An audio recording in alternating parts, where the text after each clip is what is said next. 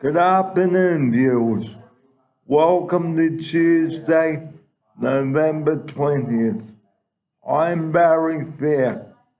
This afternoon we are going to be doing another van video, and this time we're going to be doing it inside the van.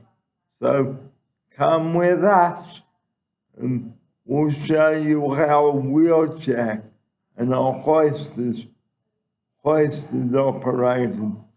Come with us. Before we go on with our film of the bus, this is an emergency ambulance, and that came from the St. Ives ambulance station across the road. Now, earlier on we spoke about not calling triple zero unless we need to. It's okay to call 000, but not for the fun of it. Now, I won't say why the ambulance are here, but this is one of their vehicles here. So, this afternoon we have a van video for you, which is coming up right now. Hang on, that's too... We have to be super quick because he's... Record on there. Oh no, really? Alright. Okay, this is a Mercedes-Benz ambulance here from St. Ives ambulance station. And Robbie, what do the serial numbers mean? Hi Barry, thanks for the question. So the number on the ambulance, it's a 4-digit number. This one is 1567, and that number is what's called the radio number. And our control centre uses that number to identify the ambulance. So if they need to call us, get in contact with us on the radio, portable radio, which I have here, they use that number to let me know that they're trying to contact me. So just very quickly, how would you receive a 000 call from me? Really good question. So the call is received by our control centre, who are people at the end of the phone who you speak to in the first instance. And then once they've logged that job, that immediately gets dispatched to the nearest available ambulance. And we have little computers in our ambulance, and what we call a job, once it's dropped in, comes to our computer, gives us the address details and what's happening at the scene, and that allows us to know where we need to respond to. Well, thanks very much for your time, Robbie, and right now it's back to the van video. Bye-bye. Thanks, Bye, Barry. Bye-bye.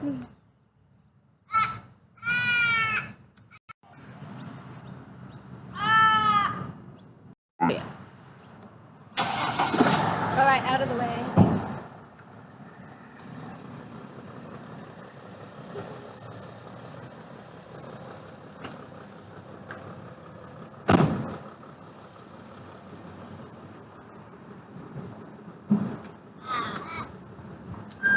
Alright, I'm going to turn it on so we can get into the back of the van.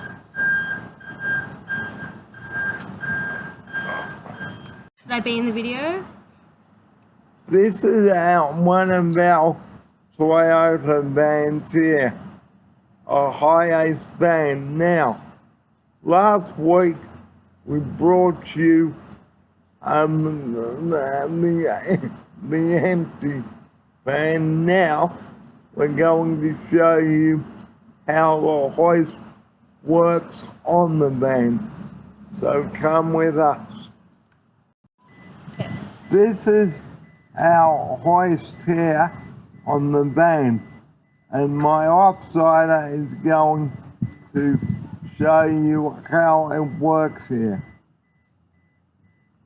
Alright, so we're going to flick it on. We'll flick it on, and grab then the board. we unfold it. Okay.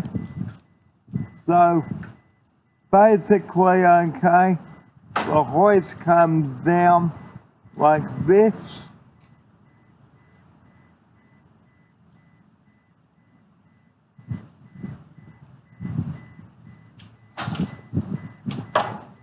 Okay.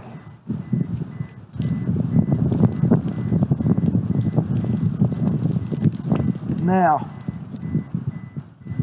you drive onto the hoist like this, and what happens now? We turn off the chairs, and we now take the hoist up.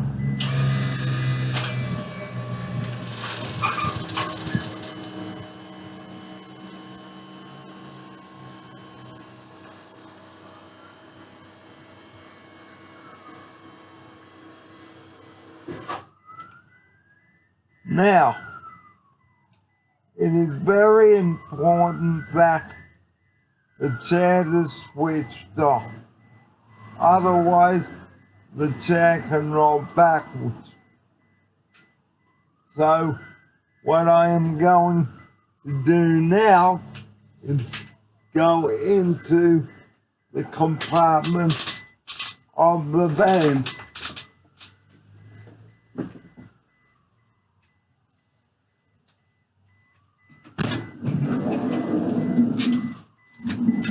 Okay, so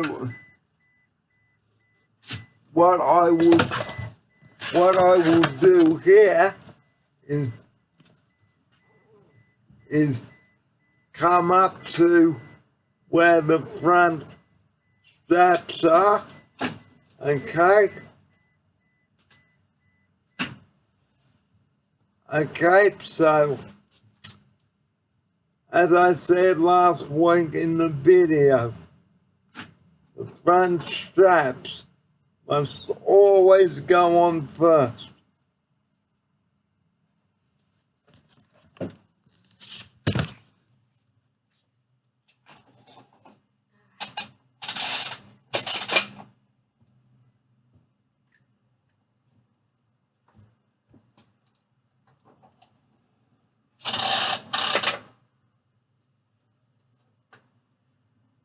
So, what I'm going to do now is just remove the tray. The trays must always be removed and stored in a safe position in the van. Now, what I'm going to do now is take the chair forward. Okay, so that the straps can tighten up and then go back so that the back straps can tighten up.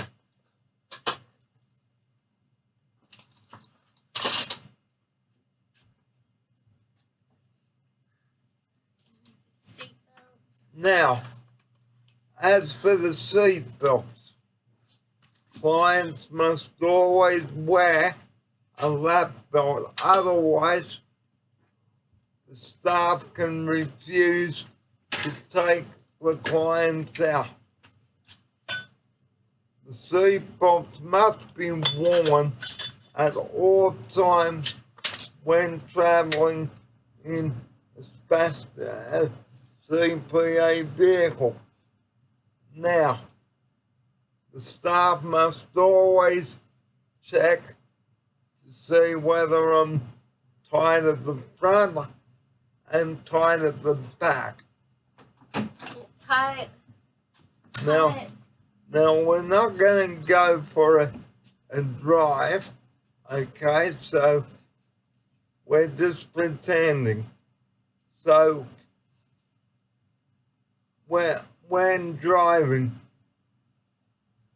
clients must not distract the driver because they need to concentrate on the road.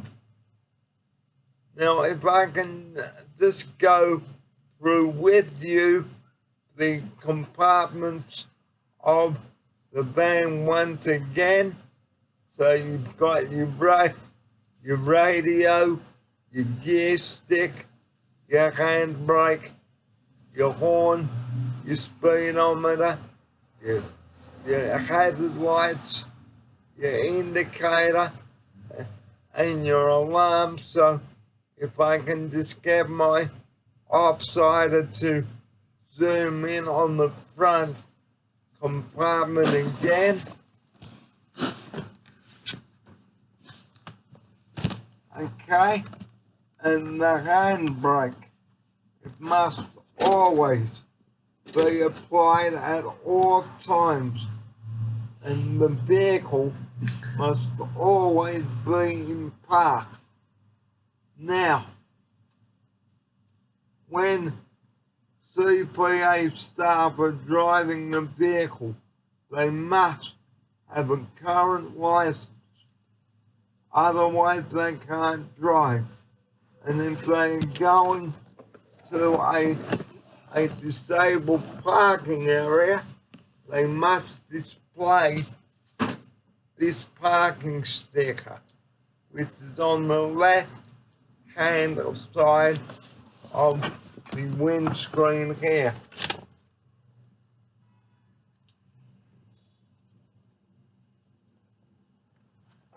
And the most important thing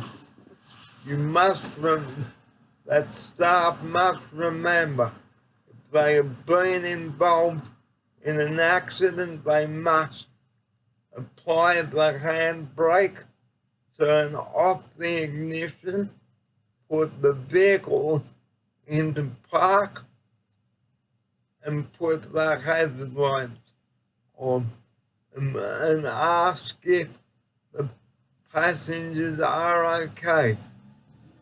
Call an ambulance if anybody is seriously injured, and call for the police if there is another vehicle involved. Now that we have returned from our outing, let's show you how the straps are taken off the chairs and where they should be stored. The straps must never be left out of the box, which you see just at the back of the vehicle.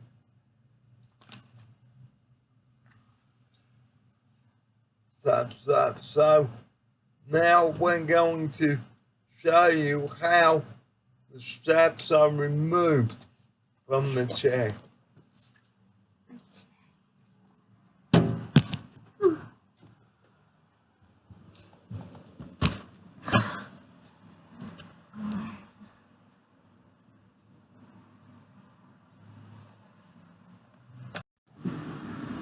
Alright, so you lift up, slide down, and it slides out.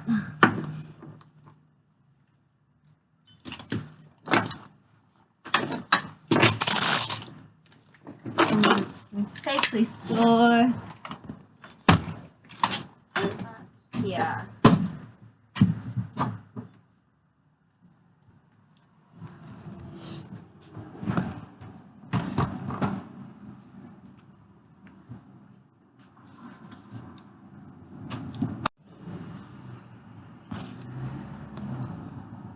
Push down the red button, which releases the hook. And up, down, and out. The straps are now off the chair, and what happens now is the strap will then go back into the box. So, strap back. And then we hook over there. And strap taken off. Now, the other strap is going into the box.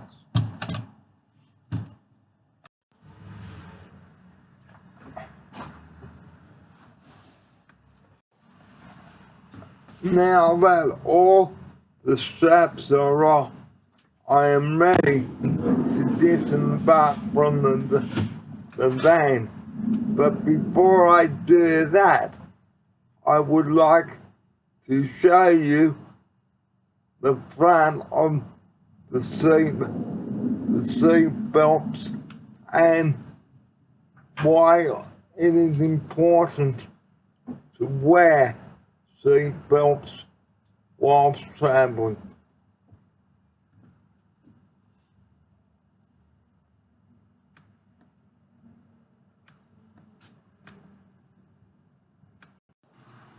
When driving a CPA vehicle, staff must always wear a seatbelt, and so must the passenger.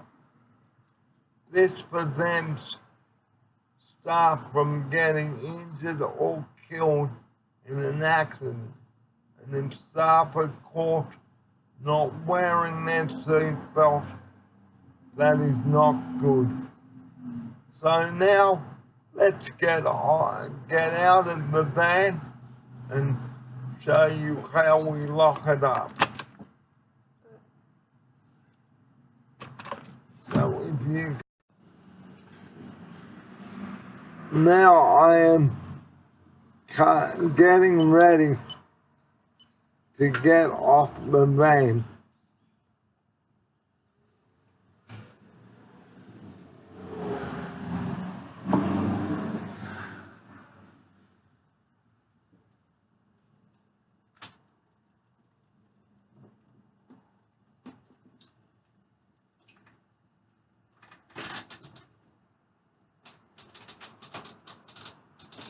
Stop. And now the person is about to take the hoist down.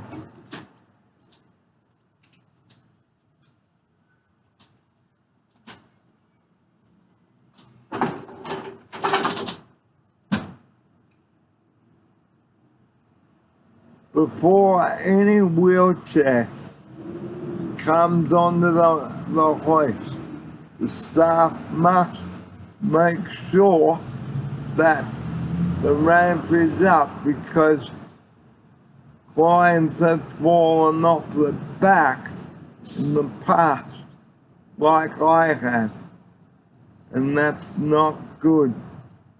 So always make sure the ramp is up before you instruct the clients to come back.